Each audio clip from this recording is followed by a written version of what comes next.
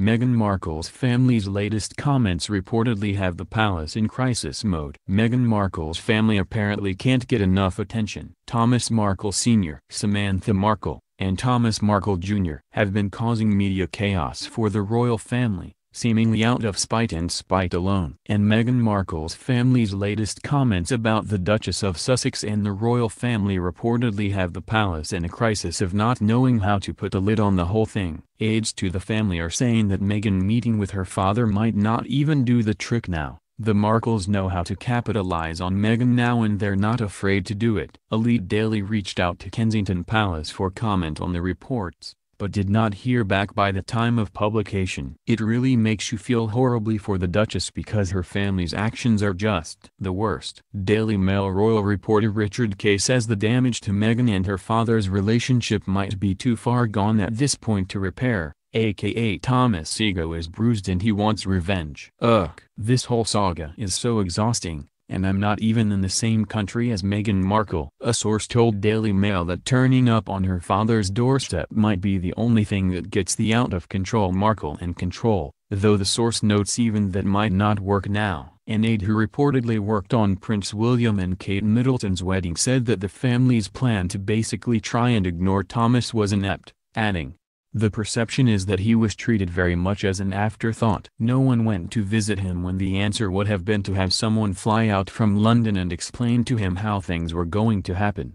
The source continued, "Even after he started talking to the media it was not too late." When Kate's uncle Gary found himself in the newspaper spotlight, he was brought into the fold, not excluded. He was told he would be invited to everything but that if he felt inclined to speak out and give interviews, we asked that he let us know in advance so that we would be prepared. No one seems to have thought of that this time. YouTube/Chris Jackson/Getty Images Entertainment/Getty Images. I'm sorry, but it shouldn't be that hard to figure out that the royal family, whose hallmark trait is being private about the goings-on of its personal life, wouldn't want members of Meghan's family speaking to the press a lot. But maybe the Markles knew that speaking to the press a lot would really get under their skin, or, dare I say, line their pockets, so they did it anyway. Sigh. The aide added that the royals should have invited all of Meghan's family to the wedding. The palace should have invited the whole Markle family, they said. They wouldn't all have come and it would have made them feel included and less likely to make the negative comments they have been making. If the Markles are this ready to disparage their sister in the press,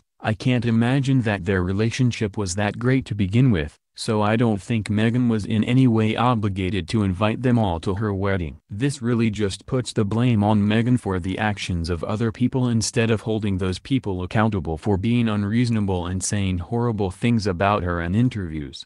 One source told Daily Mail that the royal family apparently had a PR rep lined up to be the line of communication between Meghan and Harry and Thomas Markle, but they put an end to that plan once they learned the rep was once a journalist.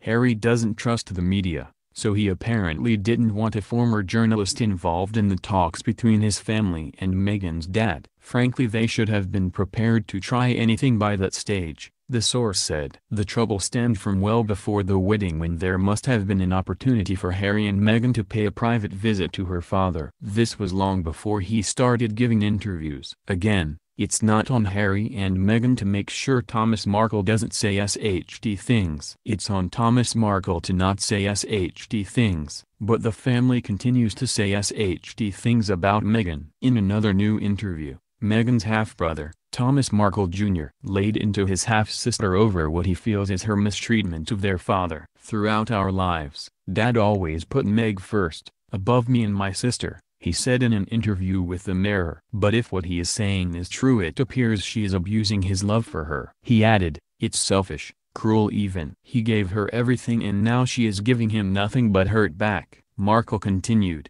"They say blood is thicker than water, but perhaps the blue blood of the royals now runs through Meg's veins. It's heartbreaking to see how this has changed her and the devastation it has caused to my family. Anyone who saw Meg when she was growing up knew her and my dad were inseparable. Now it looks as though they may never speak again." Elite Daily reached out to the palace regarding Thomas Markle Jr.'s comments, but did not hear back by the time of publication. Of course, Samantha Markle has some things to say as well, and as usual, they weren't kind. On August 12, Markle reportedly tweeted a bunch of nasty tweets about her sister and the royal family. In one tweet, she said, "They are angry and twisted souls. They are not Christians holes, sick, and none of this monkey business has been Christian behavior. Christ would not isolate or reject or insult. He would include and embrace." The sermon on wedding day fell on deaf ears. Hypocrites. "Nothing says good Christian behavior like disparaging your family on Twitter," she said in another tweet.